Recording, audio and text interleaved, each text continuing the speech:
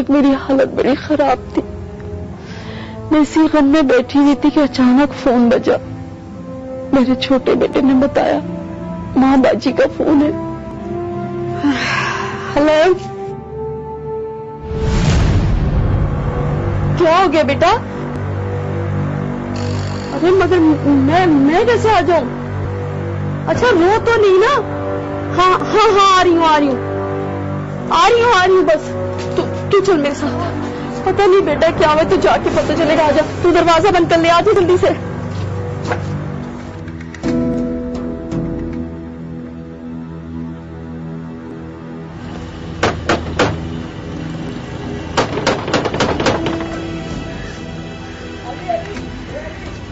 अपने बेटे को लेकर तड़प के उसके घर पहुंची। नसीमा कहाँ है?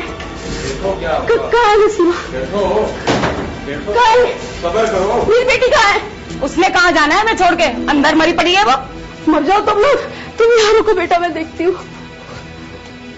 उसके घर वालों ने मुझे देखकर बहुत बुरा सा मुंह बनाया, मगर मैंने फिर परवाह नहीं की।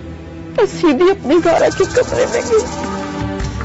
मेरा बच्चा, क्या हो गया माँ तुझे? ये क्या हुआ है? इन कमबख्तों ने क्या हालत कर दी मेरे बच्चे की? मैं मारा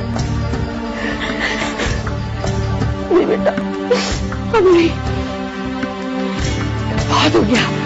अब सिर से पानी ऊंचा हो गया। चलो उठ, तू यहाँ नहीं रहेगी अब। चल शाबाश, मैं तुझे ले जाऊंगी। उठ। मेरी बेटी का हाल देखकर मेरा कलेजा फट गया। उसके जिस्म पे जगह जगह नील के निशान थे, उसका सर फटा हुआ था। मेरी बर्दाश्त खत्म हो गई। मैंने अपनी ज़ारा से कहा बस बेटा बहुत हो गया, इनका सत्यानाश हो जाए। चल मेरा बच्चा, मेरा बच्चा, मेरा बच्चा।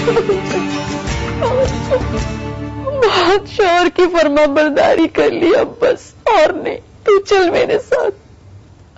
और मैंने अपनी जख्मी बेटी को किसी न किसी तरह उठाया और बाहर लेकर आई,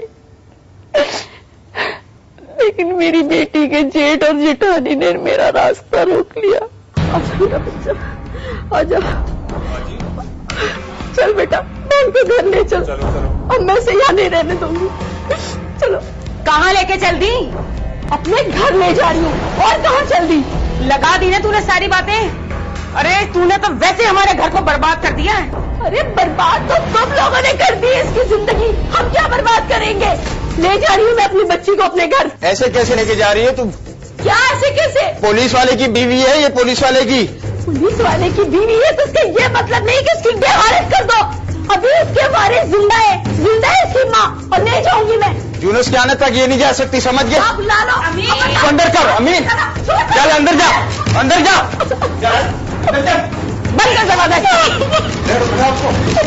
लोगों ने घसीट कर मेरी ज़ारा को कमरे में बंद कर दिया और मुझे धक्का मार के बिस्तर पे गिरा दिया। तड़पती रही। फिर उन्होंने यूनुस को फोन करके बुलाया। मेरी बेटियों कौन लेके जाता है आज इसको यहाँ से? जब तक यूनुस नहीं आ जाता कोई नहीं हिलेगा यहाँ से। फोन लगा उसको, तो उसको फोन लगा, जल्दी कर।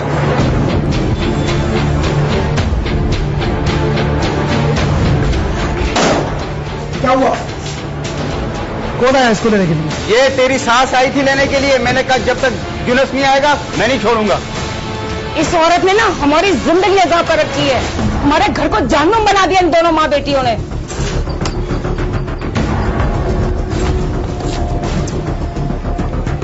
तू जाएगी अपनी माँ के घर? तेरी और तेरी माँ की ये हिम्मत क्या आज वो तुझे लेने मेरे घर तक आ गई? आज मैं ये झगड़ा खत्म कर देता हूँ। मैं तेरे और तेरी माँ के टुकड़े टुकड़े कर दूंगा। चलो आ मेरे साथ। मेरा दामाद मेरे सामने ही कमरे में जाके मेरी बेटी को पीटता हुआ लाके बाहर मेरे पैरों में फेंक दिया, और ये बेबस मजबूर माँ देखती रही, तड़पती रही। और फिर अचानक आनन फानन वो हो गया जिसकी किसी को तवक्को नहीं थी। मार दे, मार बेटे आप आराम से यहाँ से। मार इसको गोली, मार इसको, मार ना। मार दो यहाँ पे। दामाद ने अपना पिस्तौल निकाल कर मेरी ज़हरा को गोली मार दी। इस माँ को कुछ नहीं पता कि उसके दिल के टुकड़े का खून हो गया और उससे मैं जज्बात में अपने आप पे काबू नहीं रख सकी और इस माँ ने अपने दामाद से उसका पिस्तौल छीन लिया। मैं तो चाहती थी मैं उसी को मार दूं, लेकिन वो भाग गया और साथ ही उसका छोटा भाई जिसकी बुरी नजर थी मेरी बच्ची पे, लेकिन वो दोनों भाग गए। मैंने उसके छेद पे गोली चला दी। मेरी बच्ची को मार दिया।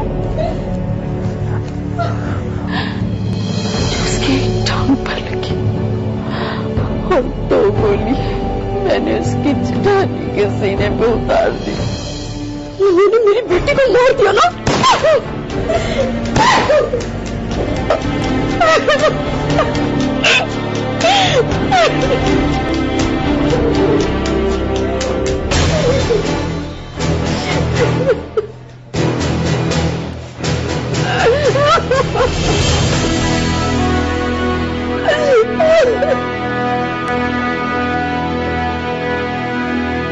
उसके बाद मुझे नहीं पता,